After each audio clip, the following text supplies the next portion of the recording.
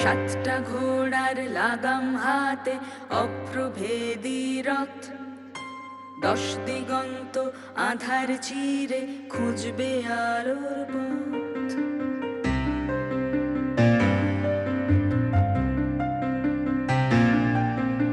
জীবন জ্বলছে, মন পুড়ছে, ঘন আছে বিপদ। হারিয়ে জেতা, জিতিয়ে হারা, গোলক ধাঁধার জট।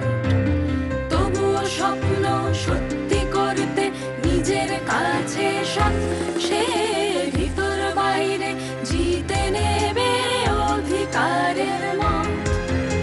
পিতৃভূমির ঋণ শোধে লক্ষ্যভেদী শপথ। অমৃতস্য কন্যা বলছে এই আমার শপথ। অমৃতস্য কন্যা বলছে এই আমার শপথ। এই আমার শপথ। তুমি কয়েকটা কপি করবে, কাকে কাকে দিতে হবে আমি বলে দেবো, তাদের ধরিয়ে দেবে। আচ্ছা দাদা দেখুন 10টা বলেছিলাম, 10টা পাংচুয়ালিটি। এটা আমার কাছে থাক, আমি আরেকবার দেখি। ঠিক আছে। লোকেশ দা ভালো আছেন? আর ভালো, এই জন্যই তো দাদার কাছে আসা। ঠিক আছে, বসুন। Thank you, thank you. কিসের লিস্ট দাদা? হ্যাঁ, ছাড়ো তো, এরকম কত লিস্ট রোজ আমাদের করতে হয়। তা বলো কি দরকার? অংশুমান দা কোথায়? লোকেশ হঠাৎ অংশমানে খোঁজ করছে কেন? কেন বাড়িতে নেই? বাড়িতে নেই শুধু আপনিও জানেন? না, জানি না। বাড়িতে না থাকলে কোথায় আছে তাও জানি না। দাদা লোকটাকে আপনারা রাজ্যসভায় পাঠাচ্ছেন, তো লোকটা কোথায় আছে কি করছে কোনো খবর রাখেন না? এটা হয়? এরকম করলে পার্টি টিকবে? দাদা আপনি যদি নাই জানেন অংশুমান দা কোথায়, তাহলে তার সঙ্গে দেখা করতে গেলেন কি করে? এই কথা লোকেশ জানলো কি করে? দাদা আমার কিন্তু সব জায়গায় লোক আছে, একটু একটু খবর রাখেন। আপনি কোথায় গিয়েছিলেন সেই খবরটা শুধু আমার লোকটা দিতে পারে। বলুন না কোথায়? তুমি কি শুধু এই দরকারে এসছো? তাহলে একটু অপেক্ষা করো। তুমি বরং সতীশদার সঙ্গে কথা বলো। সতীশদা আসবে? আসার তো কথা। ও বাহ, খুব ভালো। তাহলে এর মধ্যে একটু কাজের কথাটা সেরে নি। দাদা আপনি তো জানেন আমাদের গ্রামের প্রাইমারি স্কুল আছে, ওটাকে হাই করে দিন, মানে হাই স্কুল করে দিন। তুমি তো ওটা আটকে রেখেছিলে, না হলে তো এতদিন হয়ে যেত। আমি আটকে রেখেছিলাম? এ মা, ছি ছি ছি ছি ছি। না দাদা না, অন্যায় করেছিলাম। আপনি ওটা হাই স্কুল করে দিন। দেখি তো সব গ্রামের ছেলেমেয়েগুলো কত দূরে পড়তে যায়, কত কষ্ট হয় ওদের, আমারও কষ্ট হয়। কি খেলা আবার খেলতে চাইছো বলো? ওই তো ধর সেই একই খেলা, আপনিও খেলছেন আমিও। আরে এই কাকে দেখছি? লোকেশ? দাদা অনেকদিন আপনাদের সঙ্গে দেখা হয়নি, তাই চলে এলাম। খুব ভালো করেছিল। মা, ও মা, তাড়াতাড়ি করো মা, আমার দেরি হয়ে যাচ্ছে। মা, উফ, আসছি আসছি, তাড়াতাড়ি তাড়াতাড়ি করে। আচ্ছা তুই আগে থাকতে বলবি না তাড়াতাড়ি বেরোবি? নে। আমি ভুলে গেছিলাম মা। এত তাড়াতাড়ি যাচ্ছিস না কোথায়? আমি বাড়ির পাড়া যাবো। এই এখন? কয়েকটা বাচ্চা কয়েকদিন ধরে স্কুলে আসছে না মা, দেখতে হবে তো কেন আসছে না। তোর বাবা মা আসতে দিচ্ছে না। সেটাই হবে, সেই জন্যই তো আমি যাচ্ছি। কই দাও, খাবার দাও, বেরোতে হবে। ও বাবা, তোমারও আজ তাড়াতাড়ি? আচ্ছা কি আশ্চর্য বলো তো, তোমরা আগের দিন রাত্রে বলবে না তাড়াতাড়ি বেরোবে? এনে। আর খাবো না মা, আমার দেরি হয়ে গেছে। ও মা, কি রে এইটুকু খেয়ে খাবি না কি রে? ধর। আমার পেট ভরে গেছে মা। এই এতটা ভাত নিয়ে আমি করবোটা কি? বাবা খাবে বলছে তো, দেরি হয়ে গেছে, খাইয়ে দাও। দেখছো কিরকম ফাজিল হয়েছে? ফাজিল হয়েছে বলছো কেন? বলো বড় হয়েছে। তা কোথায় যাচ্ছে এত তাড়াতাড়ি? স্কুলের কি পরীক্ষা নাকি আজকে? না, ওই বলছিল কারা আসছে না তাদের খবর নিতে। তোমার মেয়ের মাথায় তো পড়ানোর ভূত। হ্যাঁ, এই যে ছোটবেলায় ওকে শিখিয়েছিলাম শিক্ষাই হচ্ছে সমাজের মূল স্তম্ভ, সেটা এখনো ভোলেনি। তুমি ভুলতেই দাওনি। আচ্ছা প্রাইমারি স্কুলে পড়িয়ে করবেটা কি বলো তো? তাও যদি বিএডটা করতো। হ্যাঁ, বিয়েটা করা থাকলে ভালো হতো। তুমি তুমি জোর করলেই ও পড়তো। তুমি তো জানো আমি কখনো কারোর উপর জোর করি না। ও গ্রাম ছেড়ে বেরোতে চাইলো না, আমি কি করব বলো? হুম, তাই তো, এই তো। তুমি বা কি করবে বলো? এনো, এই দেখো, তোমাকে কেন খাওয়াচ্ছি? এই তোমাদের সঙ্গে থেকে থেকে না আমার মাথাটা একেবারে খারাপ হয়ে গেছে সত্যি। খাওয়াতে যখন যাচ্ছিলেই তখন খাওয়াও না। হুম, নাও দাও।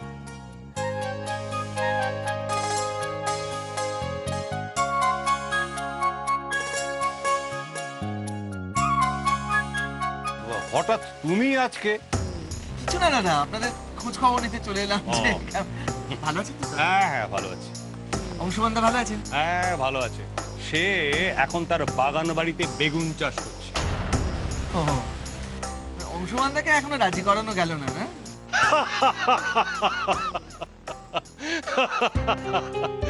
দেখলে বলুন, আমরা ভাবি লোকেশ সেই প্রান্তে পড়ে রয়েছে, কোনো খবরই রাখে না, দেখলে?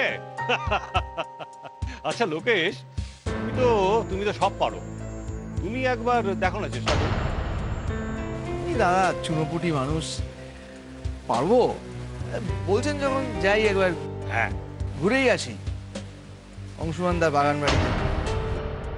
দাদা আমার স্কুলের ব্যাপারটা একটু মাথায় রাখবেন। আসি দাদা। হ্যাঁ হ্যাঁ হ্যাঁ ঠিক আছে ঠিক আছে, এসো এসো।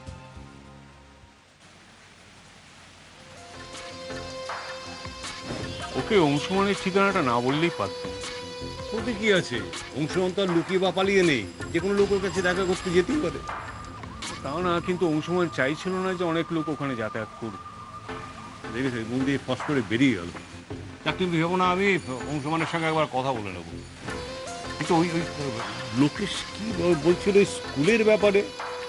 ওই যে গ্রামের স্কুলটাকে প্রাইমারি থেকে হাই স্কুল করার ব্যাপার, ওই এতদিন আটকে রেখেছিল, কারণ ওই তো চাইতো না গ্রামের লোকজন লেখাপড়া করবে। তার মতে হঠাৎ পরিবর্তনের কি কারণ? কারণ তো জানি না দাদা। কারণটা বোঝার চেষ্টা করো। শোনো, তোমাকে আমি বলি, লোকেশের মতন লোককে অত বেশি প্রশ্রয় দিও না। আপনি তো জানেনই দাদা। তা অন্তত কন্ট্রোল রাখার চেষ্টা করো। ও তো স্কুলের ম্যানেজিং কমিটিতেও আছে, স্বার্থ নিশ্চয়ই আছে, এটা বোঝার চেষ্টা করো।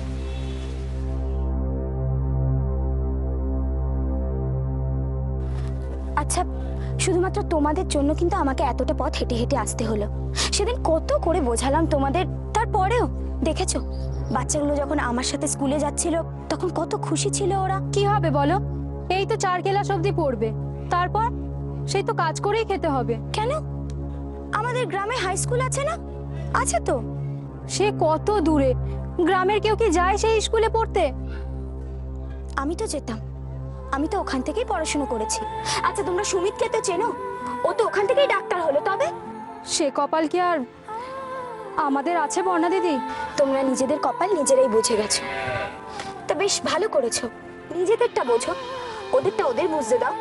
আগে ওরা এই স্কুল তো পেরাক, তারপরে তো হাই স্কুলে যাওয়ার কথা।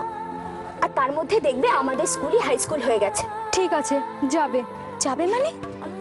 কবে যাবে? 2 দিন পর থেকে। কেন 2 দিন পর থেকে? কেন আজ থেকে নয়? কেন? আজ যে ওরা কাজে গেছে। কাজে গেছে? তোমরা সবাই ওদের কাজে পাঠিয়ে দিয়েছো, তাই তো? ভালো করেছো, খুব ভালো করেছো। তোমরা কাজেই পাঠাও। তুমি রাগ করো না বর্ণা দিদি, আর ওদের কাজে পাঠাবো না, স্কুলেই পাঠাবো। তুমি রাগ করে থেকো না, তুমি যেও না দিদি, তুমি রাগ করে থেকো না। ঠিক তো? একদম ঠিক, একদম ঠিক। কাল থেকে ওদের রোজ স্কুলে পাঠাবে? আমাকে আর আসতে হবে না তো? না, কাল থেকে ওদের স্কুলে পাঠিয়ে দিও, কেমন? পাঠিয়ে দিও। আমি আসি।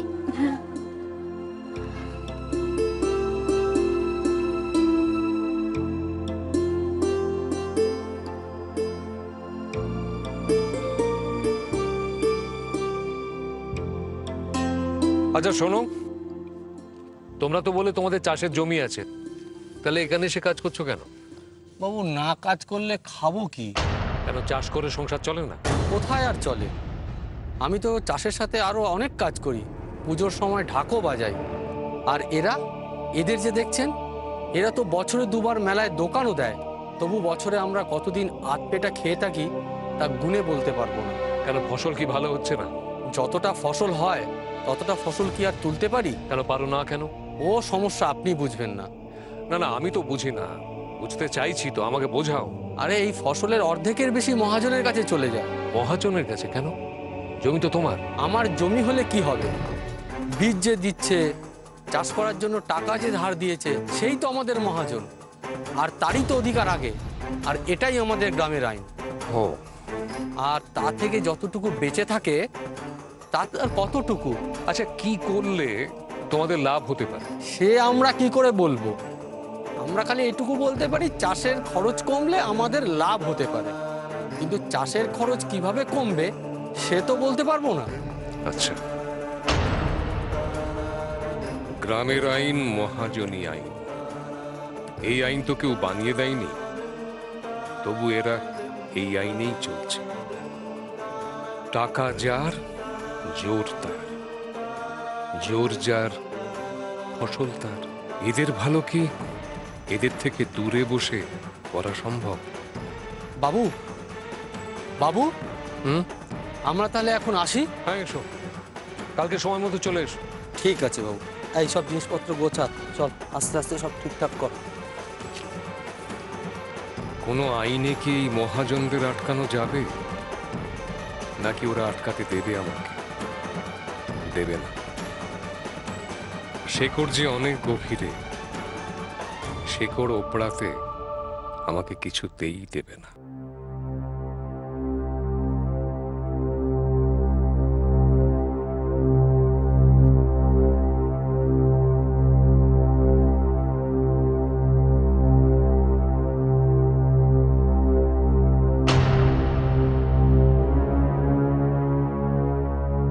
দাদা, তুমি চমকে দিলাম তো? হ্যাঁ, তা তো একটু দিয়েছো। বাহ, বেড়ে জায়গাটা করেছেন দাদা। বৌদি বললো যে আপনি বাগানে রয়েছেন, রিল্যাক্স করছেন, বললো আপনাকে ডেকে দেবে।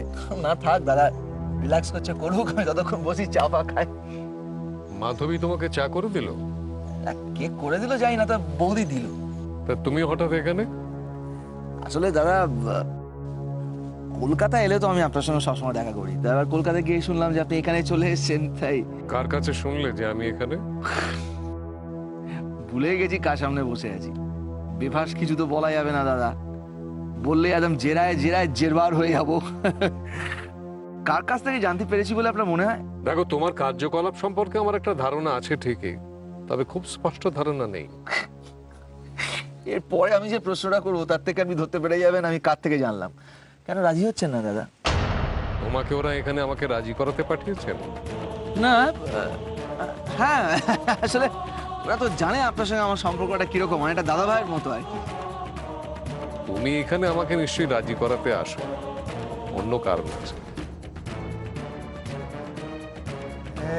দাদা, এই জন্য আপনাকে এত রেসপেক্ট করি দাদা, সত্যি। সকাল সন্ধ্যে পুজো করতে ইচ্ছে করে, ঠিক বুঝে যান মনের কথা। ধরবে এখন কে দাদা? আমার ওদিকে একটা কারখানা হয়েছে, ওইদিকার ম্যানেজারটা, কারখানাটা গন্ডগোল চলছে তো, ধরিনি ফোনটা। হ্যাঁ, কি হয়েছে কি? হ্যাঁ বলুন। হ্যাঁ, বলছি যে ওই পলিউশন বোর্ডের অফিসে গিয়েছিলাম। আচ্ছা, চমৎকার। তা কি বললো? বলছে তো অনেক কথা, ওরা বলছে গ্রামে যাবে, জল পরীক্ষা করবে, তারপর রিপোর্ট দেবে। বাহ, ভালো, বেশ ভালো। তো ভোটটা কারে দেবে? আমাদের তো? সেটা তো ঠিক বুঝতে পারছি না, তবে কথা বলে মনে হলো যে ওরা ওখানে একটা ভয় পেয়ে গেছে। আর আমি চিন্তিত যে সত্যি ব্যাপারটা যদি সেরকম হয় তাহলে সামলাবো কি? আপনি কিছুই বুঝতে পারছেন না, না? মানে আপনার ডেজিগনেশনটা যে কি করে ম্যানেজার হলো সেটাই আমি বুঝতে পারছি না। যাকে বাদ দিন, শুনুন, অনেক কাঠখড় পুড়িয়ে আমি অংশুমান চ্যাটার্জির কাছে এসে পৌঁছতে পেরেছি, বুঝলেন?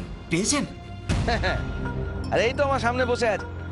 না না, কোথায় জানতে চাইবেন না বলা বারণ আছে। আমি শুধু এইটুকু বললাম, আপনি নিশ্চিন্ত থাকুন, হয়ে যাবে ব্যাপারটা। ঠিক, হ্যালো হ্যালো। আর দূর মশাই, রাখুন তো এবার। আপনি অংশুমানদার দামি টাইম নষ্ট করছেন। রাখুন রাখুন। হ্যাঁ দাদা, ম্যানেজারটা খালি জ্বালিয়ে মারছে। অংশমান বাবু কোথায়, অংশমান বাবু কোথায়, বলা যায় নাকি দাদা কোথায় আছে? ও কি যেন বলছিলেন, ও কারখানার গন্ডগোলটা কি নিয়ে সেটা জানতে চাইছিলেন তো? আমি কিছু জানতে চাইনি। মানে কিন্তু আমি আপনাকে জানাতে চাই না, আপনার জানা দরকার। আপনাকে না জানানো অবধি আমার শান্তি হবে না। বলি কেসটা, আচ্ছা আমাদের ওদিকে একটা কারখানা হয়েছে বুঝলেন তো কদিন আগে, তো This is reference to your earlier letter, number 19/138, and the subsequent letter. আরে বন্যা যে, কি ব্যাপার? বাবার সঙ্গে দেখা করতে এসেছো? হ্যাঁ, বাবার সঙ্গে দেখা করব, কিন্তু তার আগে আমার একটু কাজ আছে। তোমার আবার কোর্টে কি কাজ? বন্যার তো এখন অনেক কাজ, তাই না বন্যা? নিশ্চয়ই বার লাইব্রেরিতে যাবে। হ্যাঁ, আসলে বাবার তো কোনো অ্যাসিস্ট্যান্ট নেই, জুনিয়রও নেই, তাই জন্য। ও, তুমি বুঝি বাবাকে হেল্প করতে এসেছো? ঠিক বলেছেন। একটা কথা বলবো বন্যা, দেখো অজিতেশ বাবু তো খুব জেদি লোক, তাই বলে তো এত জেদ ভালো নয়। লোকেশ বাবুর সঙ্গে কি লড়াই করে টিকে থাকতে পারবে? আপনি জানেন বাবা জেদি? সে আর কি না জানে। তাহলে নিশ্চয়ই এটাও জানেন, বাবা একবার যে কাজ শুরু করে সেটা যতক্ষণ না শেষ হচ্ছে ছাড়ে না। কিন্তু নিজে যে শেষ হয়ে যাবে।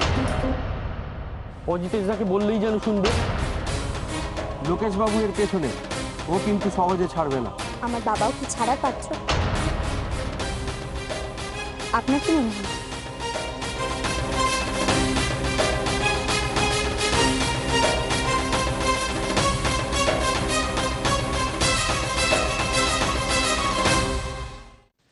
তো দাদা এই হচ্ছে ঘটনা, সামান্য ব্যাপার বলুন, এই নিয়ে তিলকে তাল করছে কিছু গ্রামের লোক। ব্যাপারটা যখন কোর্টে গেছি তাহলে এত চিন্তা করছো কেন? কি বলছেন দাদা? চিন্তা তো করতেই হবে, চিন্তা না করলে কি করে হবে? এটা সামান্য ব্যাপার তো নয়, চিন্তা করতে হবে, আপনার সঙ্গে পুরো ব্যাপারটা আলোচনা করতে হবে, কারণ আপনাকে তো কেসটা লড়তে হবে।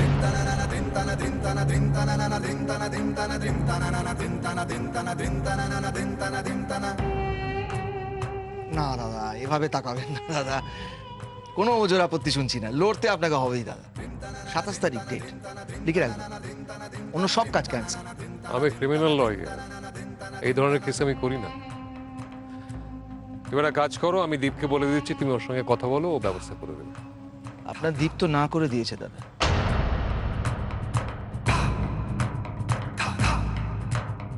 তুমি দীপের সঙ্গে কথা বলেছো? না বলেছে?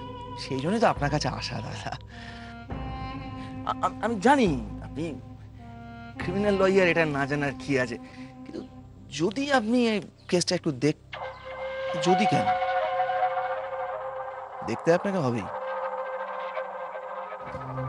দেখতেই হবে আমার জন্য প্লিজ।